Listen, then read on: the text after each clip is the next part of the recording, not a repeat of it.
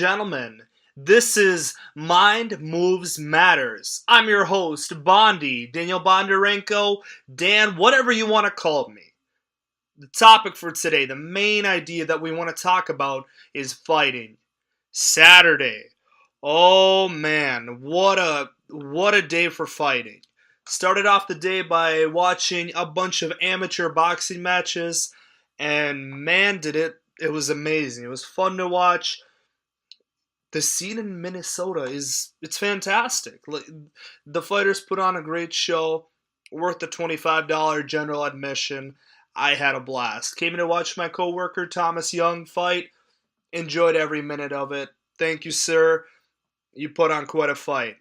All right, now let's move on to the main event. Gennady Gennadyevich Golovkin, Triple G, versus Canelo Alvarez. What a fight. Everybody who watched that fight realized, wow, this was worth every penny. Amazing. You just saw two warriors put it on. They had heart, they had soul, they put it on. It was fantastic, except the end. Adeline, whatever. 118 to 110 for Canelo. I don't know if your eyes are closed or somebody paid her off. 118 to 110? That means it was a beatdown. That means a 12-round beatdown for Canelo.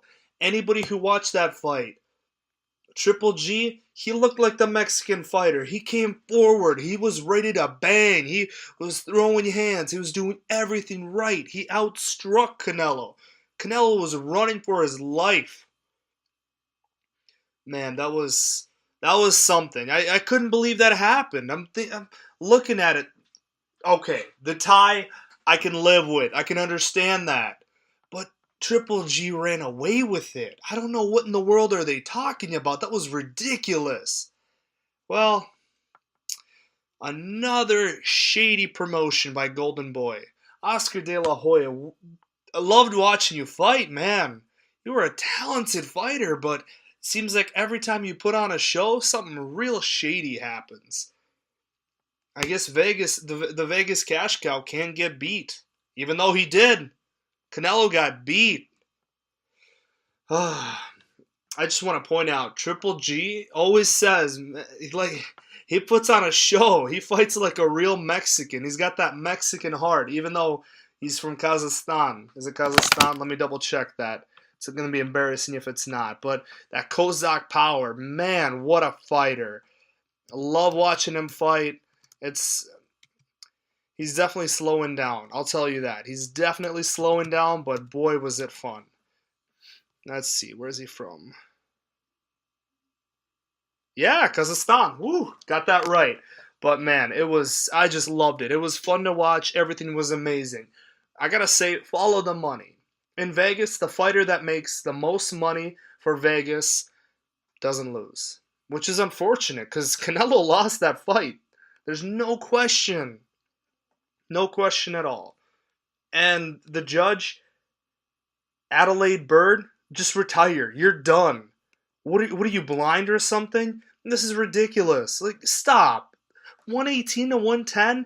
Nobody saw that. That's ridiculous. You're making boxing look terrible.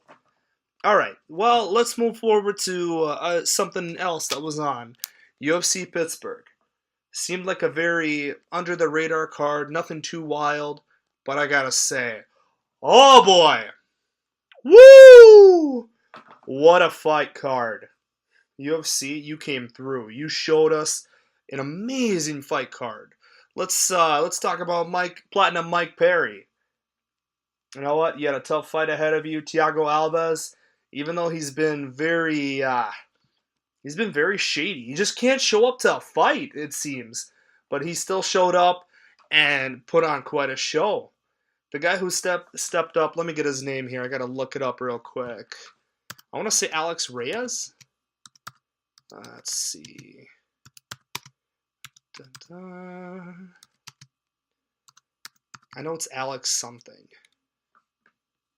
Yeah, Alex Reyes. You're the man. You stepped up to a tough opponent, took the KO, but hey, it was a fun fight. I enjoyed it. to anybody, any commission out there who keeps clearing Hector Lombard, please stop. Please stop. Hector Lombard, oh my goodness. The man cannot take a punch anymore. He's just so, oh, please stop the nonsense. Force him to retire. Stop clearing him to fight. This is ridiculous. How many knockouts has he had in his last few fights? All right, so this is the last few fights he's had here. Last fight, Anthony Smith, TKO, punches.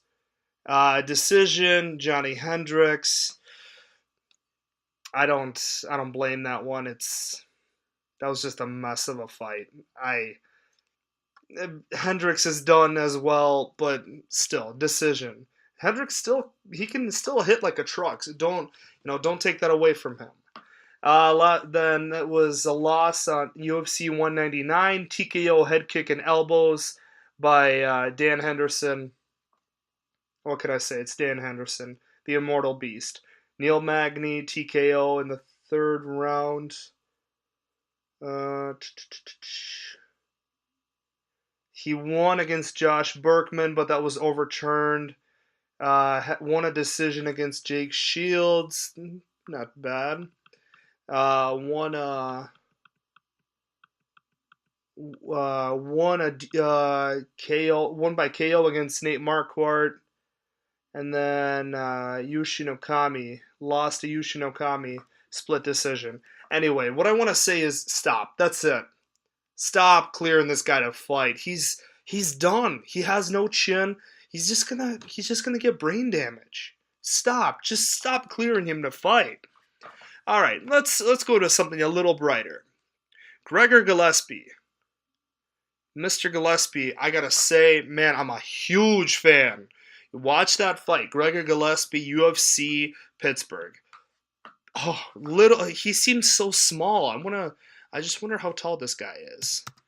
Gregor Gillespie.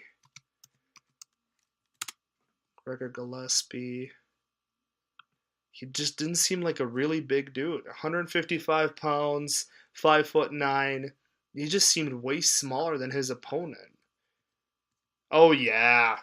His opponent, Jason Gonzalez, was 6'2". So that's pretty big for that weight class. Well, long story short, this fight, you need to watch it. It was so much fun. A lot of back and forth, a lot of everything. And yeah, and one fight of the night. It ended in a submission in the second round, but oh boy, was it a fun fight to watch. Uriah Hall, nicely done, good sir. It's been a while to see you win a fight, but hey, beautiful. Hope he gets back on track. I kind of like him. He's got a fun style, and it's interesting to watch. All right, let's go forward to some fantasy football talk. I don't know what universe we're living in right now. Jacksonville Jaguars, legit fantasy defense. I would have never guessed that. Baltimore Ravens, it's like it's the 2000s again. Legit fantasy defense. And then I just want to point out, how does Kansas City always manage to find such stud running backs? They go from Charles to Kareem Hunt, who's ripping teams up. It's just disgusting. I feel like Kansas City could be called the home of the running back. For some odd reason, every coach for the last, 30 years in Kansas City manages to find a stud running back. And then this one's all about my home team, my boys. Well, this isn't my home team, but my team, Seattle Seahawks. For the love of God, everybody needs to tweet Pete Carroll. Put some money into the O-line. Please put some money into the O-line. Russell Wilson will die. He's going to just die from getting hit so often. His pulse must be like 170 the entire game. It's crazy. He's always running for his life. Please, we need an O-line so bad. All right, ladies and gentlemen, I want to close this off. This is called My Moves Matters with Bondi.